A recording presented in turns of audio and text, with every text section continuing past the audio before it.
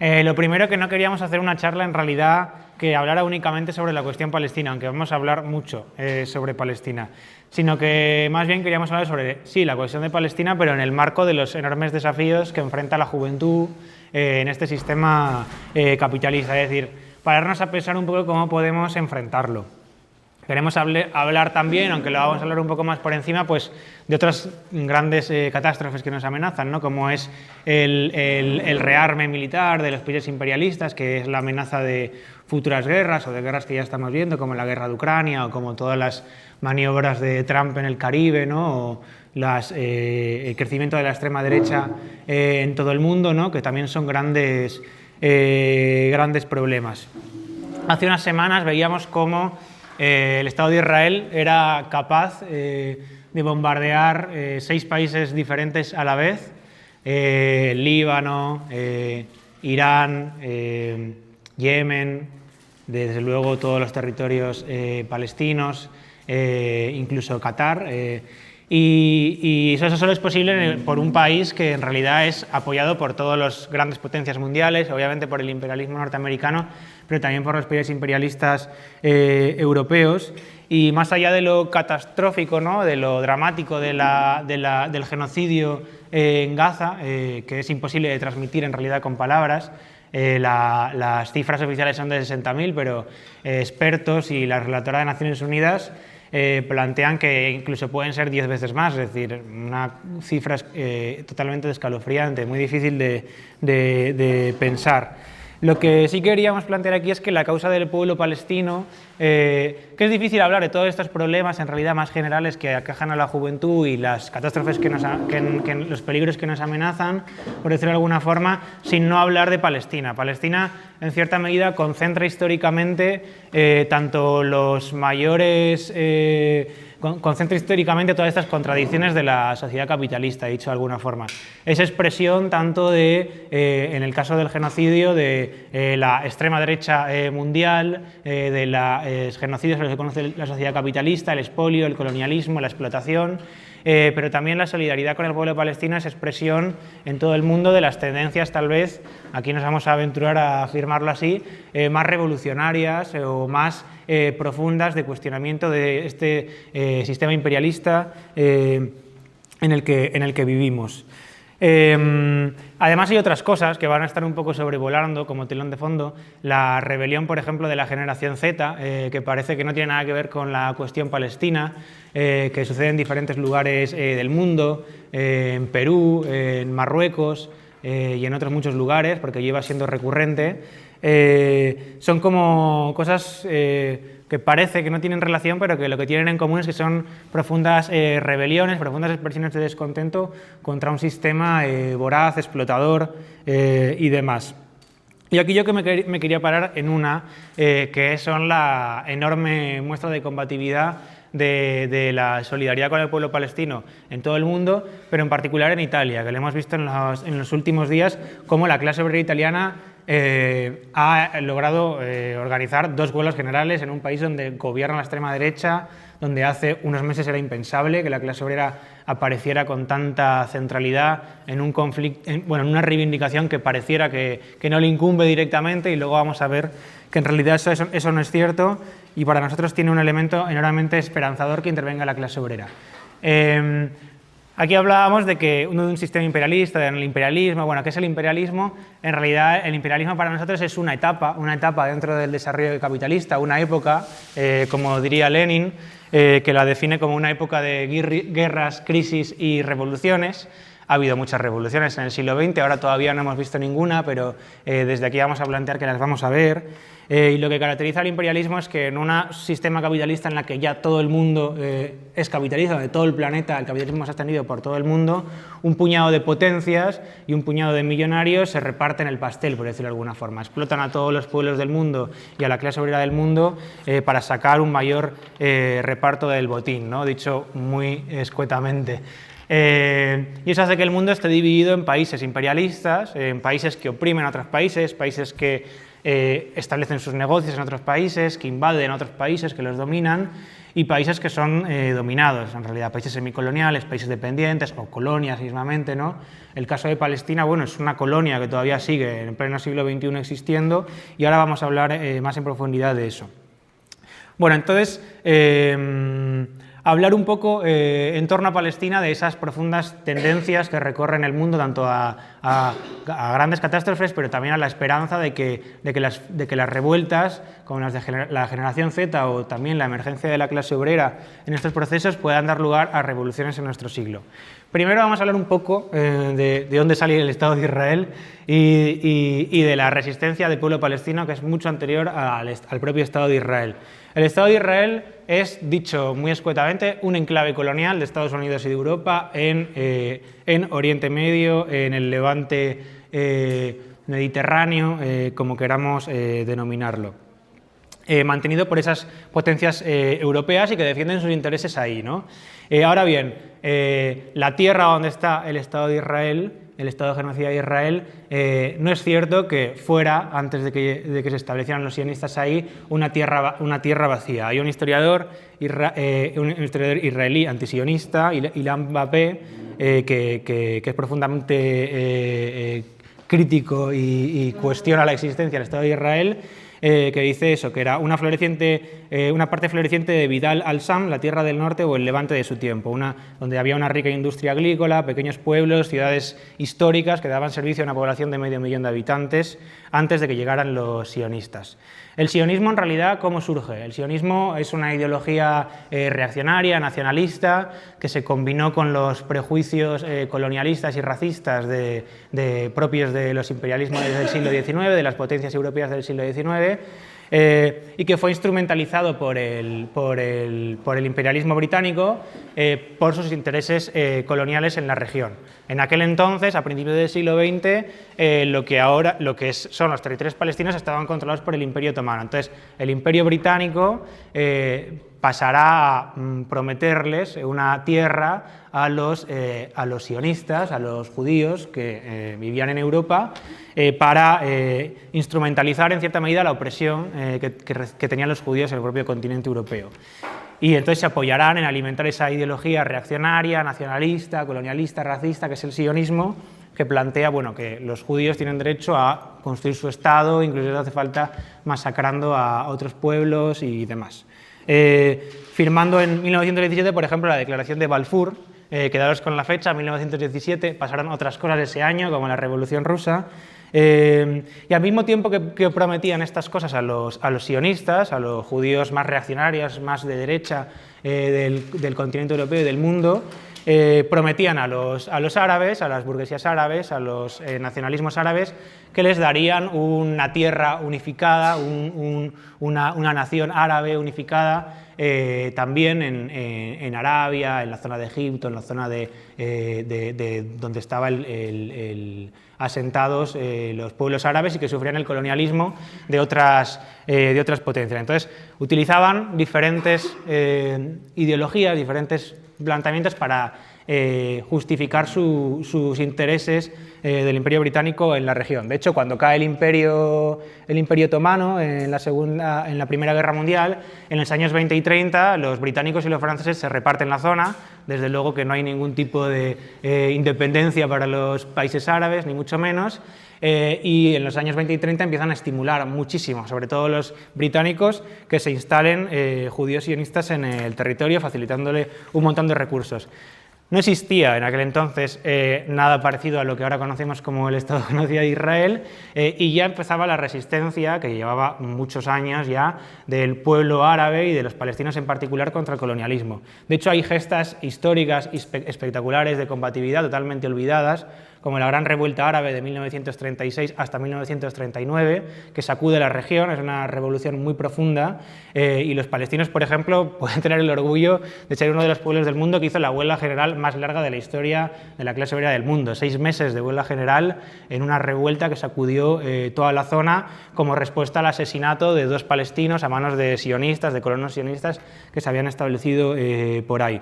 En esa huelga, que tuvo una radicalidad espectacular, se crearon, por ejemplo, comités comités nacionales en las ciudades que recogían incluso colectas de dinero de palestinos ricos, de palestinos pobres para sostener la huelga.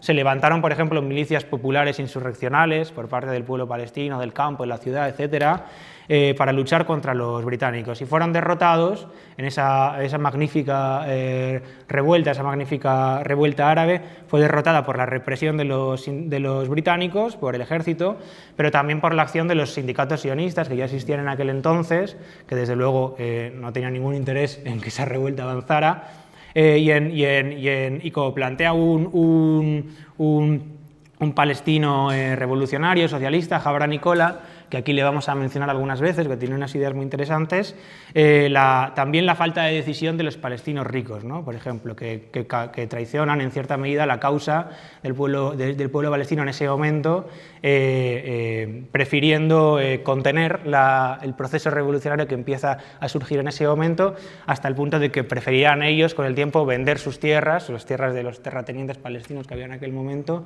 a los sionistas, liquidándose incluso como clase propietaria, antes que luchar y radicalizar la revuelta. Más allá de este hecho heroico, con sus elementos positivos, elementos negativos, las lecciones que se pueden sacar de él, lo que yo quiero destacar aquí es que los palestinos siempre han resistido, siempre han estado luchando, y tras la Segunda Guerra Mundial, cuando el Imperio Británico cede su podium a Estados Unidos, Estados Unidos continuará ese proceso de asentamiento de sionistas en la región. De hecho, esto es bastante increíble porque Estados Unidos, hasta que no se bombardea Pearl Harbor, todo el mundo sabemos que permaneció calladito ante el brutal holocausto al pueblo judío, y decide continuar con esa solución a la cuestión judía que decían que estaban llevando a cabo los británicos, como una especie presentándolo como una especie de solución, recompensa o compensación al drama que habían vivido los judíos en Europa en el Holocausto, a pesar de que durante el Holocausto no hicieron nada. ¿Y cuál es Esto requiere un punto de darle una vuelta de tuerca más, porque, por ejemplo, el pueblo judío durante la Segunda Guerra Mundial, por ejemplo, protagonizó importantes gestas revolucionarias, incluso en Europa. El levantamiento del gueto de Varsovia, por ejemplo, contra los nazis, que es una cosa espectacular, pero los judíos, como un pueblo oprimido dentro de los países imperialistas europeos, ellos nutrían las organizaciones revolucionarias como un pueblo que veía como un elemento fundamental rebelarse contra los gobiernos. Entonces el sionismo también fue instrumentalizado para dar una salida reaccionaria y contrarrevolucionaria a todo un pueblo, en realidad, que se radicalizaba con ideas profundamente socialistas, profundamente revolucionarias. En el año 1947, la ONU aprobará la partición de Palestina, ¿vale? Esto a veces no es conocido, a otras veces es más o menos conocido. ¿Y qué hará las Naciones Unidas? Otorgarán el 56% del territorio palestino a los sionistas, que solo tenían un 7% de las tierras. Es una cosa brutal, totalmente colonial, un año antes de que se reconozca de que tenga lugar la Nakba y que tenga lugar como esa fecha fundacional del Estado de Israel. Y esto yo lo quiero destacar porque este hecho tiene una importancia importante, el que la ONU en el año 47 reconozca esa partición, que a día de hoy, luego entraremos en los debates sobre cómo vencer, qué soluciones, qué alternativas hay, etc. La ONU funcionó para dar una cobertura derecho-humanística, una cobertura democrática a un profundo proceso de colonización, allanando el terreno a la masacre que fue el año siguiente con la Nakba. Esto es importante porque a día de hoy hay quien plantea, hay distintas visiones críticas, que luego las vamos a hablar, en las que hay gente que dice, la ONU va a solucionar el problema. Luego profundizaremos sobre los problemas que tiene esta cuestión. Y lo justificaba, esto es muy interesante, que prometían un nuevo Estado para un pueblo sin tierra en una tierra sin pueblo. Esa era la frase que decía las Naciones Unidas. Y eso lo consideraban como una reparación histórica, bla, bla, bla, bla, bla. El 15 de mayo de 1948, cuando tiene lugar la Nakba o catástrofe, como la denominan Nakba es como quiere decir catástrofe, en la que 500 aldeas palestinas son destruidas, 1 millón de palestinos marchan al exilio y 6 millones son expulsados de su propia tierra, viviendo en campos de refugiados y demás.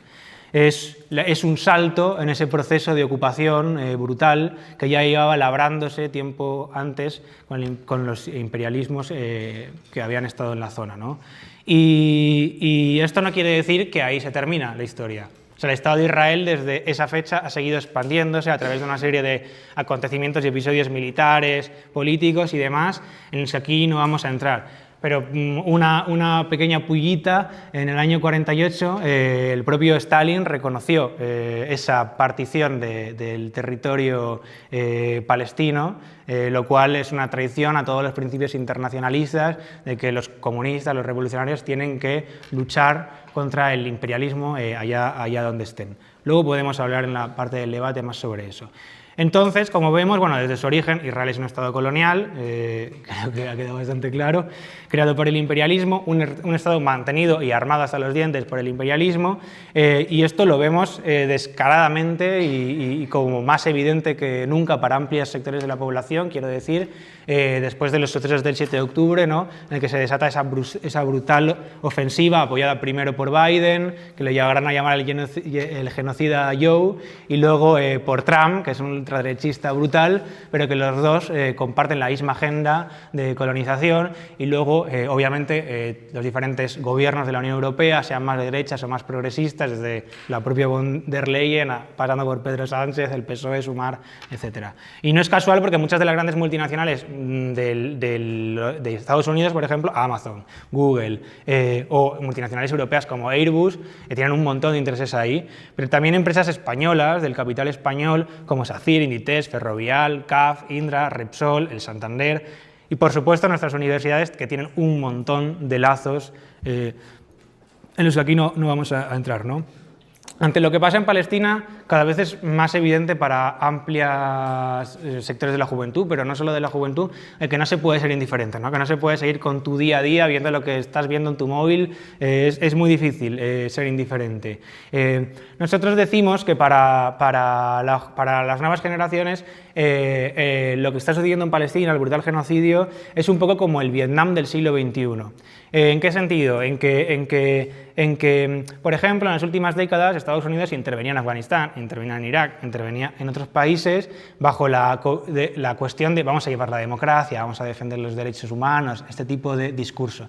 Eso cada vez es menos creíble para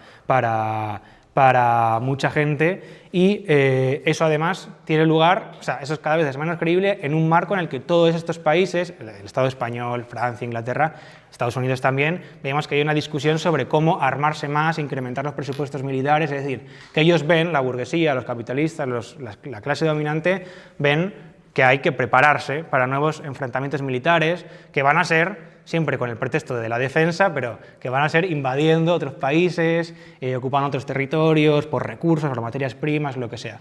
¿Por qué decimos Vietnam? Porque Vietnam permitió a amplios sectores de la población ver a los estados imperialistas como lo que realmente son. Es decir, no como esa cobertura de países superdefensores de los derechos humanos y demás, sino que todos esos países supuestamente democráticos pues, oprimían al resto del mundo.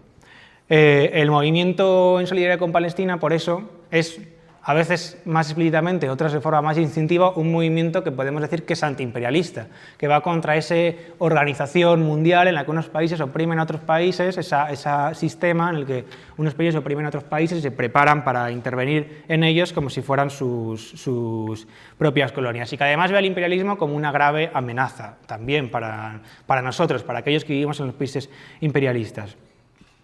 Pero no solo eso, el movimiento contra la guerra de Vietnam tuvo otra cosa muy importante, que es que fue el precedente, fue el antecedente, fueron los pequeños pasos previos, preparatorios, a lo que fue el ascenso revolucionario de los años 70. Quiero decir, el movimiento estudiantil, por ejemplo, que emergió como una fuerza totalmente inesperada en mayo del 68, ocupando universidades, haciendo barricadas en las calles de París, México, todo el mundo, vamos, Estados Unidos, todo el mundo, Argentina, todos los países, estuvo en los años previos estableciendo, por ejemplo, en el caso francés bastante destacado, comités de solidaridad contra contra el genocidio no se decía, ¿no? Pero contra la intervención en Vietnam, contra el imperialismo francés en Argelia, etcétera, etcétera, etcétera. Tuvo una serie de combates previos de los estudiantes y de la juventud que fueron el antecedente de ese ascenso revolucionario en el año 68. Y que luego, además, la intervención de los estudiantes con toda su fuerza fue como un revulsivo para que interviniera con toda su personalidad, con toda su fuerza, con sus métodos, la clase obrera, paralizando la economía y paralizando el normal funcionamiento de los principales países del mundo en ese momento. A día de hoy vemos, de hecho, como la perspectiva de que frente a la colaboración de nuestros gobiernos, que es muy evidente, hay que bloquearlo todo, ¿no? De que hay que realizar acciones directas, de que hay que parar el envío de armas, de que hay que bloquear los puertos, de que hay que bloquear las principales vías de comunicación que envían armas, combustible, apoyo de todo tipo al Estado de Israel, pone cada vez mayor centralidad en que ese tipo de acciones sean realizadas por la propia clase obrera, por la propia clase social que pone en funcionamiento todo lo que conocemos, quiero decir, que produce todo y que todo lo puede parar, ¿no? En Italia es donde el caso más avanzado, de hecho esa frase de bloquearlo todo viene de Italia, que lograron parar con dos huelgas generales, una el 22 de septiembre y otra el 3 de octubre, el país por completo. Todo comenzó con un llamamiento de los portuarios de Génova, de un pequeño sindicato, el USB del puerto de Génova, llamando a toda la clase obrera del mundo a organizar un gran bloqueo internacional, si paraban a la flotilla, etcétera, etcétera, que ya conocéis.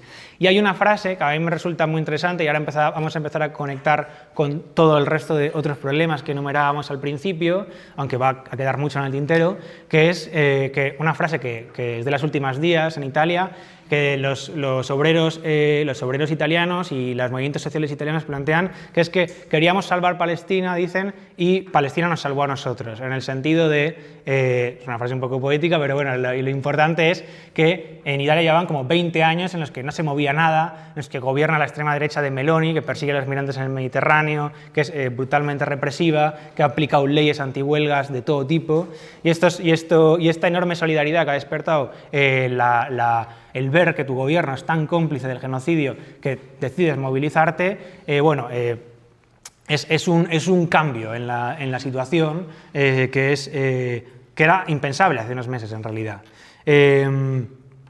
Todo comenzó, decía, con el llamamiento de un pequeño sindicato combativo de la extrema izquierda sindical, del sindicalismo de base, como le dicen ahí, del USB, en los portuarios de Génova, en los portuarios de Livorno, que llamó a formar asambleas en los diferentes centros de trabajo, y eso puso en apuros a la burocracia sindical, a los grandes sindicatos italianos, a la CEGIL, que es un poco como las comisiones obreras y la UGT italianas, que se vieron obligadas a, para no quedarse pedaleando en el aire un poco, convocar huelga, también huelga general. De hecho, que la del 22 de septiembre fue una huelga de solo USB a la que se sumaron un montón de otras organizaciones, y la del 3 de octubre tuvo que sumarse la CEGIL, que llevaba atornillada a sus sillones desde que entró Meloni al gobierno y mucho antes, y paralizaron por completo el país.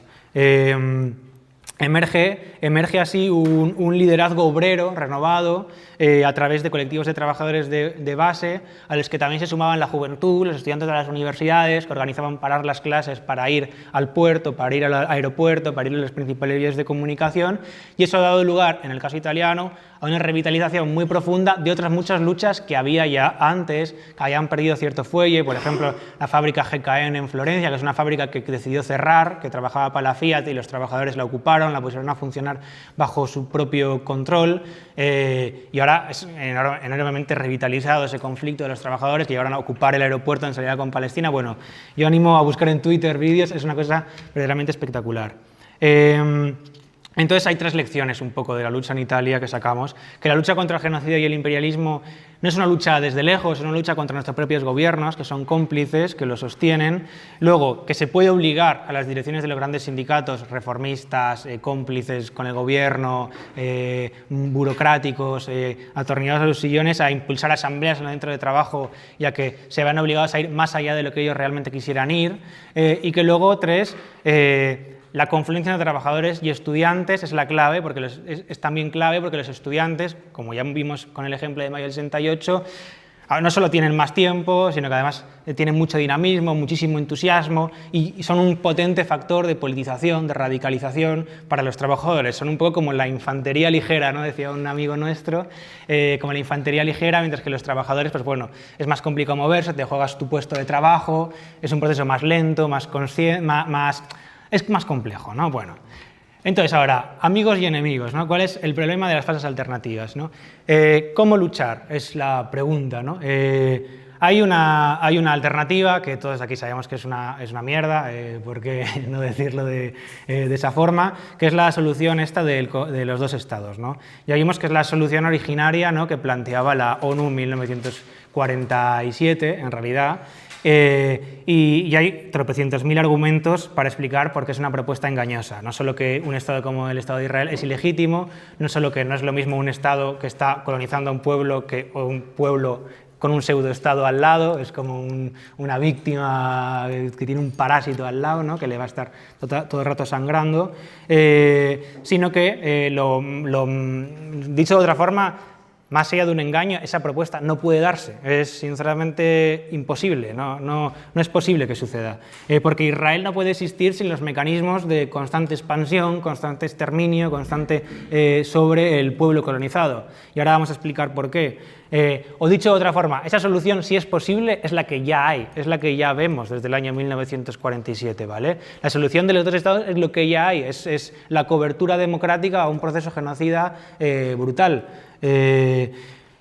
Dice, ¿y por qué no puede darse? Bueno, hay, por ejemplo, el historiador que antes mencionaba, Ilan Pappé, que él habla de cómo el colonialismo del Estado de Israel tiene unas particularidades. No es como el colonialismo, por ejemplo, de Francia en Argelia, no es como el colonialismo, como otros tipos de colonialismos que conozcamos, sino que es un colonialismo de colonos, un colonialismo de asentamiento, en el que una población va desplazando a la otra, va quitándole sus tierras, va realizando una limpieza étnica y un genocidio incremental por acumulación sobre ese pueblo, para convertir un lugar étnicamente mixto en un lugar étnicamente puro, dicho en términos de esta gente. De hecho, hace 30 años se firmaron, por ejemplo, los acuerdos de Oslo entre la OLP, Organización para la Liberación de Palestina, y el Estado de Israel, que reconocían ya la existencia de los dos estados, quiero decir, y bajo las fronteras que estableció la ONU. Sin embargo, las bases reales para que en los hechos existieran esos dos estados nunca se dieron y no se pueden dar, quiero decir, por esto que hablamos. Edward Said, que es un intelectual, planteaba que, de hecho, los acuerdos de Oslo, que parecían como unos acuerdos de paz, como unos acuerdos que iban a garantizar que iban a convivir en armonía dos estados por fin indefinidamente, en realidad era una herramienta de la rendición palestina o, como él denomina, un Versalles palestino, ¿no?, refiriéndose a la referencia histórica esta, ¿no? Y bueno, aquí lo que queríamos destacar es que en realidad esa solución de los dos estados, que es la solución en realidad del establishment de las Naciones Unidas, una solución que ahora mismo es cierto que está siendo muy atacada incluso por el propio Netanyahu, por el propio Trump, que son grandes figuras del propio establishment, eso no quiere decir que esa opción de los dos estados que defiende las Naciones Unidas no sea una opción que no cuestiona en realidad a la existencia del Estado de Israel, obviamente, y que si no cuestionas la existencia del Estado de Israel, bueno, el Estado de Israel no puede existir sin genocidio y sin exterminio, entonces tampoco estás cuestionando en última instancia que suceda ese genocidio y ese exterminio. De hecho, incluso el propio pueblo palestino, el descontento con los acuerdos de Oslo es muy evidente. Tuvieron lugar la intifada en los años 2000, que era una gran revuelta de lo que se llamaba los niños de los acuerdos de Oslo o la generación de los acuerdos de Oslo, las nuevas generaciones que hayan vivido bajo esos acuerdos. En 2006 ese descontento llevó a que en Gaza, por ejemplo, ganara Hamas bajo un programa que, más allá de plantear lo que pudiese plantear, el evento principal era oponerse a los acuerdos de Oslo. Y en resumen, bueno, que la propuesta de los dos estados no es ninguna solución, quiero decir, ni siquiera el propio pueblo palestino muestra contento con esa falsa opción. Y ahora está la otra opción, ¿no? Bueno, pues un Estado palestino, ¿no? Desde el río hasta el mar. Y aquí nos vamos a hacer una pregunta que igual es un poco provocadora, que es, bueno, ¿qué tipo de Estado? Ahora vamos a hablar y pensamos sobre eso. Ilan Pappé y Rashid Khalidi, que son dos intelectuales, hablan precisamente de que hace falta un Estado palestino desde el río hasta el mar, un Estado democrático donde puedan vivir en paz todos los palestinos, al que retornen los refugiados, se les devuelvan las tierras robadas, y donde puedan convivir las diferentes religiones, quiero decir musulmanes, judíos, cristianos, etcétera, en ese Estado. ¿En qué hace falta un Estado palestino? Desde el río hasta el mar estamos de acuerdo todos, quiero decir, que los que estamos en contra del genocidio, yo diría, ahí no hay ninguna discusión. Ahora, la gran pregunta, es una pregunta estratégica, es ¿cómo llegar hasta ahí? ¿Cómo es la forma de llegar hasta ahí? Es la gran pregunta. Podemos estar de acuerdo con el objetivo, pero ¿cómo se llega, ¿no? ¿Es posible, dicho de otra forma, ese Estado sin desmantelar todo lo que acompaña al Estado de Israel? Bueno, desde luego que no. No es posible. Ahora, ¿qué implica desmantelar el Estado de Israel? ¿Es posible un Estado palestino desde el río hasta el mar, por ejemplo, sin expulsar y sin derrotar al imperialismo? ¿Es posible acabar con el Estado de Israel sin devolver las tierras a los palestinos, sin expropiar las empresas multinacionales, petroleras que están en ese territorio y que son de Israel y de otros y de imperialismos europeos, americanos, etcétera? Bueno, desde luego que no. Entonces, si los desafíos son tan grandes como que no es solo un reconocimiento formal de una porción de tierra, sino que hay que hacer una transformación social tan profunda, ¿qué fuerzas y cuáles son las vías para lograr esa Palestina desde el río hasta el mar, ¿no? Es como la gran pregunta. ¿Qué fuerzas sociales, qué fuerzas motrices, qué sujeto puede llevar a cabo eso, ¿no? Es la pregunta que nos hacemos. Lo que nosotros aquí vamos a defender es que lograr un Estado palestino solo es posible mediante la unidad de todo el pueblo árabe y de la clase obrera de la región. Y aparte de eso, también de la unidad de la clase obrera y el movimiento estudiantil en los países imperialistas luchando contra sus propios gobiernos. Es decir, solo se puede conseguir todo este proceso de una transformación tan profunda, solo es posible si la lucha es antiimperialista y una lucha, además, que tiene objetivos socialistas, porque estamos hablando de transformar la propiedad de todo. Voy a, para que esto no parezca una idea de contracorriente sacada de Elías ayer escribiendo en su casa, un intelectual, un revolucionario, mejor dicho, palestino, socialista, que se llama Jabra Nicola, que antes lo mencionaba un poco de pasada, planteaba que la estructura social palestina, la región palestina sometida al yugo de un colonialismo de colonos, requiere que la clase obrera y el campesinado necesiten imperiosamente del escalamiento de la lucha por su liberación regional. Su escalamiento quiere decir a nivel de toda la región. Uniendo a la clase obrera árabe tras la revolución antiimperialista y socialista. Eso planteaba Jabra Nicola, y tiene un texto que se llama Tesis sobre la revolución en Medio Oriente, que plantea diferentes cosas. ¿Qué implica esa alianza regional? Vamos a ir un poco más allá del proletariado árabe. Él dice, vale, que el proletariado árabe es la fuerza social. Ahora nos preguntábamos, ¿qué fuerza social? Vale, la clase obrera árabe y el pueblo árabe es el sujeto capaz de derribar al imperialismo en la zona, ¿vale? Ahora bien, esa fuerza solo podía enfrentar al imperialismo si se enfrentaba también a los gobiernos árabes que de boquilla dicen defender al pueblo palestino, pero que son los primeros en traicionarlo sistemáticamente. Muchos de ellos además son gobiernos súper represivos y súper dictatoriales con la clase obrera árabe, con el pueblo árabe, incluso con las enormes muestras de solidaridad que llevan haciendo con el pueblo palestino. Es algo que parece contraintuitivo, pero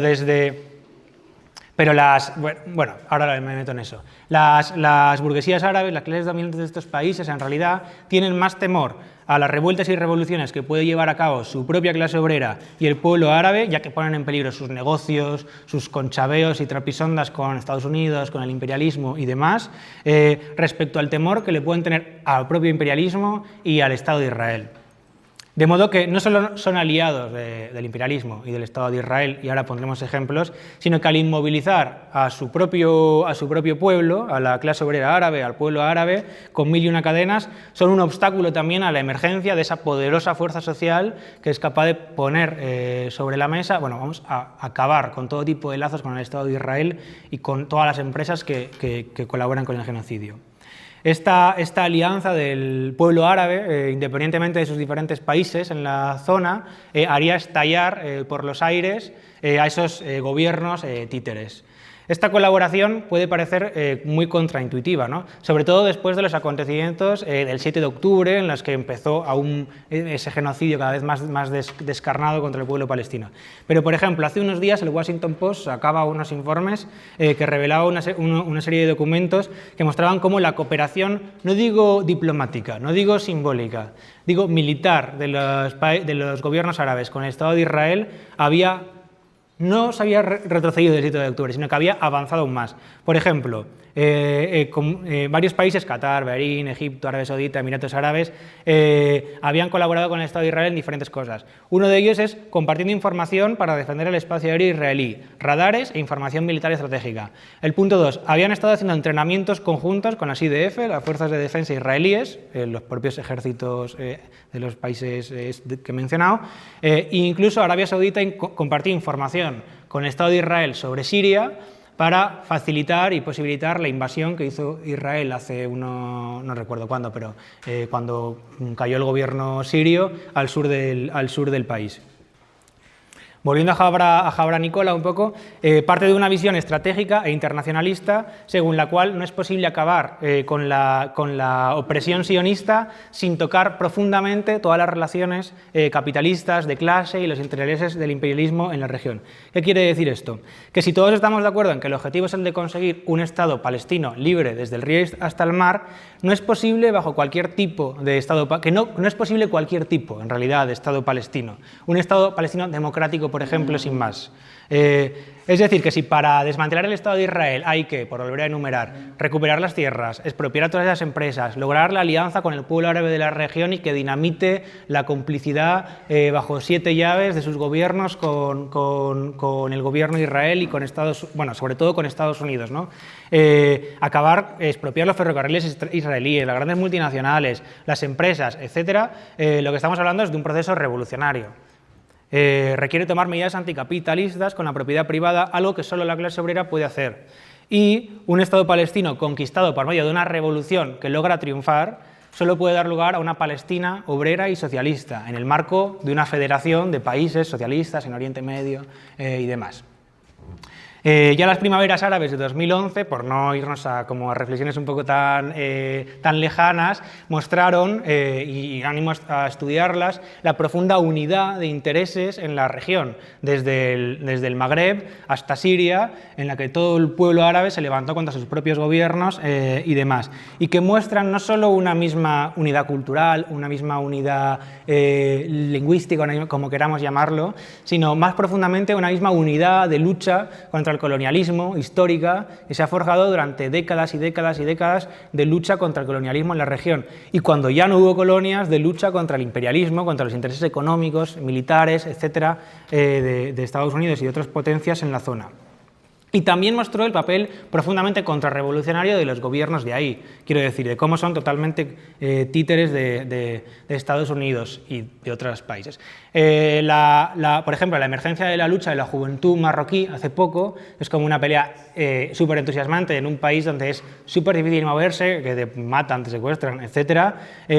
Muestra que no solo enfrenta a un régimen como el marroquí, que es súper sionista y súper pro Estados Unidos y demás, sino que cuestiona un poco ese status quo y si el pueblo, la clase obrera, los jóvenes marroquíes toman en sus manos la bandera del pueblo palestino, que además en realidad la sienten como una causa nacional, como una causa suya, histórica, puede ser un polvorín en toda la región de los países del norte de África hasta Siria. Haciendo resucitar otra vez el fantasma, ¿no?, de una primavera árabe en la región. Y ahora ya voy a terminar, ¿vale? Prometí que no iba a alargar más de una hora. Bueno, volvemos aquí al problema un poco que nos ocupaba al principio. Hablábamos de que el genocidio contra el pueblo palestino condensa todas las aberraciones de este sistema capitalista en el que vivimos, ¿no?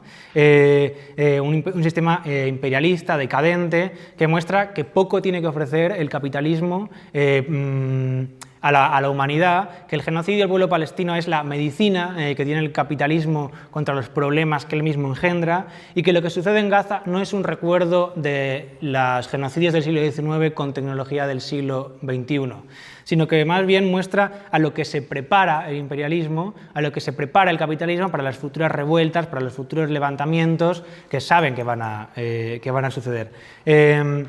Es un laboratorio contrarrevolucionario, podemos decir. Tiene ese significado tan contundente para el conjunto de la humanidad. Pero también la causa palestina y la lucha en todos los países en solidaridad con el pueblo palestino muestra también las tendencias más avanzadas de politización, de tendencia a la lucha de clases, las tendencias más revolucionarias de la dinámica mundial, ¿no? No estamos todavía hablando de revoluciones, pero bueno. Hemos hablado un poco de las soluciones un poco en la región, ¿no? Pero vamos a volver a los países imperialistas y ya terminamos, ¿no? Porque esto es como lo que nos toca más directamente, nuestra responsabilidad más directa.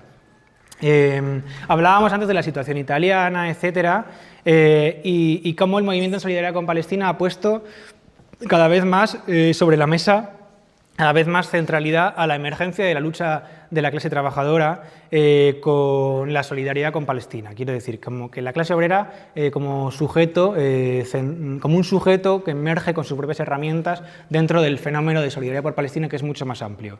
Y aquí ya quería plantear una cosa, que son las diferencias un poco que los revolucionarios tienen con los reformistas al respecto de esto. ¿Qué nos diferencia? Si hay algo que nos diferencia a los reformistas y a los revolucionarios, es el lugar que consideramos que tiene que tener la clase trabajadora en esta lucha. Ahora mismo, por ejemplo, en el Estado español hay organizaciones políticas como Podemos, que han estado en el gobierno, ahora no están en el gobierno, pero que empiezan a hablar, hombre, de hacer mucho los izquierdistas, ¿no? De, bueno, este brutal genocidio, qué cosa más escandalosa, etcétera. Es llamativo que mientras estuvieron en el gobierno llevaron a cabo todo tipo de acuerdos con el Estado de Israel, la cumbre de la OTAN aquí, un montón de cosas, ¿no? Omitiendo esta realidad, es decir, que la lucha contra el genocidio la han empezado a denunciar solo cuando no están en el gobierno y suponiendo que realmente quieren acabar con todo tipo de vínculos con el Estado de Israel, vamos a suponer esa buena voluntad, en realidad para los reformistas solo se puede acabar con el genocidio y también con la tendencia a las guerras, con la extrema derecha, con todos estos problemas, entrando a gobernar un Estado capitalista, entrando a gobernar el Estado. Es decir, que para ellos la fuerza social, antes nos preguntábamos, ¿cuál es la fuerza social? ¿Cuál es el sujeto social capaz de...? Para ellos es una total desconfianza en que la clase obrera, los movimientos sociales, las mujeres, la juventud puedan resolver ese problema. Para ellos pasa por entrar en un gobierno y activar sus herramientas, ¿no?, para solucionar esos problemas. Es decir, que para ellos la lucha del movimiento en solidaridad con Palestina en este caso, pero todo tipo de otras luchas como la de la clase obrera en general, a lo sumo es una fuerza de presión para entrar a gobernar, una masa de maniobra, no es un sujeto con una política propia capaz de vencer. Ahora bien, aquí hay una cosa que es más profunda. El Estado no es neutral, el Estado tiene un carácter de clase. Entonces, entrar a gobernar un Estado burgués, decía por ejemplo Rosa Luxemburg, que se enfrentó bastante al imperialismo, le costó la vida, Rosa Luxemburgo planteaba que ante la discusión que había en la socialdemocracia de entrar a gobernar un Estado, y decía que porque un socialista entre en un gobierno burgués, no hace a ese gobierno en socialista, no le convierte en socialista, sino que convierte a ese socialista en un ministro burgués. Es decir, que el carácter de clase del Estado, que lo que puede llevar a cabo o no el gobierno, está sujeto a unos márgenes, a unos marcos, que no dependen de las características personales, de las apetencias personales de aquel que ocupa esos puestos, sino que tiene un carácter de clase que es estructural. Más allá de eso, de hecho, los reformistas, al apostárselo todo a gobernar y no tanto a fortalecer las luchas que emergen en las calles, lo que hacen es Vale, tal vez llegan a gobernar, pero debilitan la propia fuerza social capaz de torcer la mano al Estado, que en realidad es el enemigo, no la solución, y a los capitalistas, a las empresas, etc. En vez de fortalecer la lucha de clases en todos los centros de trabajo, en todos los centros de estudio, en todas las universidades, le van con el cuentito a la gente de que ellos van a entrar a ocupar una silla y de repente todo el ejército, toda la maquinaria, toda la judicatura franquista, todo de repente va a volverse progresista así de la noche a la mañana. Lo que queríamos decir es que el Estado no es neutral, que no es un saco vacío que se pueda llenar con cualquier contenido, sino un Estado de clase, en el que los capitalistas, los empresarios, defienden sus propios intereses. Para los revolucionarios, entonces, la clave pasa más bien por fortalecer la propia lucha de clases, por construir organizaciones revolucionarias, porque la clase obrera sea independiente de clase, tenga independencia de clase, es decir, que sea independiente de todos los diferentes partidos de la burguesía, por desarrollar, por tener una plena confianza en las fuerzas de la propia clase obrera. En confiar con que el genocidio se puede terminar si la clase obrera, como muestran en potencia los obreros italianos, interviene cada vez con mayor centralidad. Esta, por ejemplo, es una potencialidad que está en Italia, quiero decir, en Italia no hay ninguna revolución, pero que muestra un poco, esa intervención de la clase obrera italiana, muestra un poco el camino, muestra un poco la vía, todavía muy de ir sembrando, muy preparatorio de cómo se puede resolver esos problemas. Los gobiernos burgueses de todo signo político, ante la emergencia además de la lucha de la clase obrera, de la lucha del movimiento de mujeres, de la lucha de la juventud, no son neutrales, sino que siempre se oponen a la movilización y tratan de reprimir. Podemos, cuando estuvo en el gobierno, no acabó con la ley Mordaza. Sumar que está ahora y el PSOE no han acabado con la ley Mordaza ni la van a quitar. Aunque luego vaya a entrar la extrema derecha en el gobierno, no la van a quitar antes de irse, quiere decir. Temen más a la clase obrera y al pueblo organizado que a la extrema derecha en el gobierno, que va a garantizar los intereses de los capitalistas, que al final es la caja bajo 7 llaves que no quieren que se abra. Ahora, cuentan con varias herramientas, y ya me quedan 2 líneas, y termino.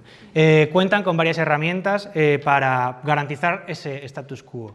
En Contracorriente y en Paños Rosas denunciamos mucho las burocracias sindicales. ¿Qué quiere decir eso de las burocracias sindicales? Las burocracias sindicales es una casta apolillada, acomodada, una capa acomodada dentro de los sindicatos, que dirigen los sindicatos, dentro de los sindicatos hay mucha más gente aparte de esa casta, hay obreros con buena voluntad, etcétera, de izquierda y demás, pero los sindicatos tienen una capa de burócratas que ligan sus intereses a los del Estado y a los de preservar los intereses de las grandes empresas y demás. Ahora bien, aquí hemos mostrado que los obreros italianos, a través de pequeñas organizaciones sindicales y de iniciativas muy audaces, lograron, a través de la autoorganización, de impulsar asambleas y demás, obligar a esas burocracias a convocar huelgas generales y a ir más allá de lo que ellas mismas están dispuestas a ir por no perder su base social, por no perder a sus afiliados, por no perder su reputación, por lo que fuera.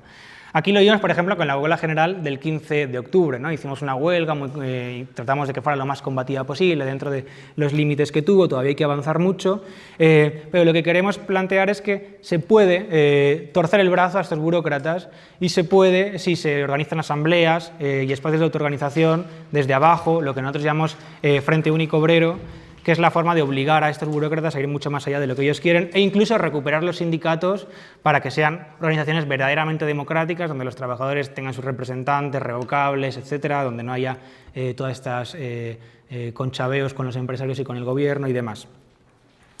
Y en último lugar, ¿por qué la clase obrera? ¿Por qué la clase obrera? ¿Por qué nos está preocupando en esta charla tanto la clase obrera? Bueno, la clase obrera es la que ocupa las posiciones estratégicas en la producción. Es la única clase que, por ejemplo, si no hace nada, todo se va a la mierda, por decirlo de alguna forma, dicho escuetamente, y decir que solo su negativa a trabajar tiene una fuerza definitoria, crítica y decisiva sobre el funcionamiento de la sociedad, que paraliza la economía capitalista, que es lo que más temen los capitalistas. En realidad, no es lo que más temen.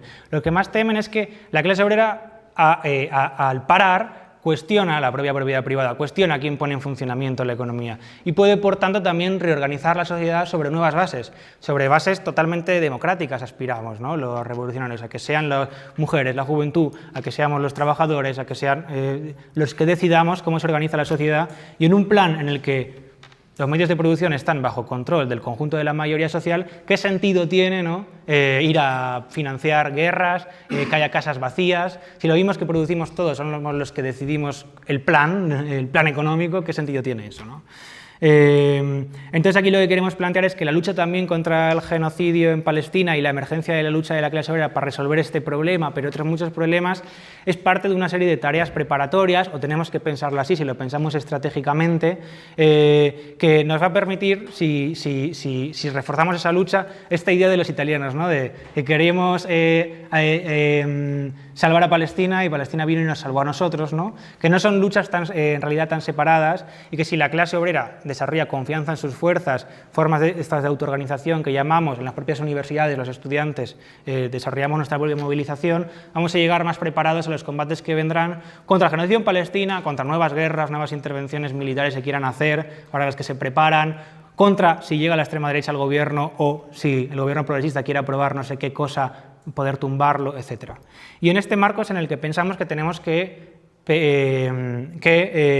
pensar en su verdadera dimensión las tareas de los estudiantes en la universidad, ¿no? Las tareas que hacemos aquí, ¿no?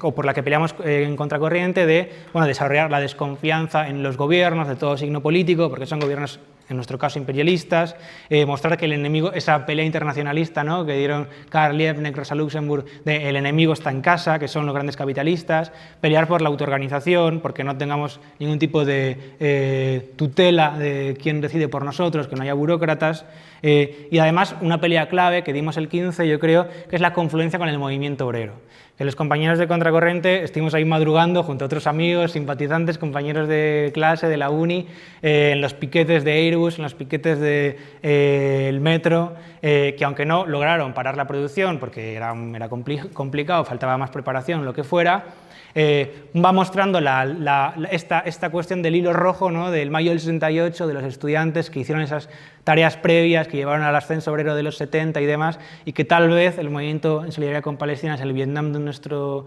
momento, y nos va a permitir prepararnos también para cuestionar el conjunto de esta sociedad capitalista, ¿no? También el genocidio, cuestionar el racismo, cuestionar el patriarcado, cuestionar la LGTBI-fobia, cuestionar todo lo viejo, ¿no? Que hay en este sistema para luchar por un mundo nuevo, ¿no? Entonces, bueno, esto es lo que yo quería plantear. Abro turno de preguntas, de críticas, de discusión, y también animo a que, si no os animáis a hablar ahora, pues luego en las sangriadas se charla. Así que eso es.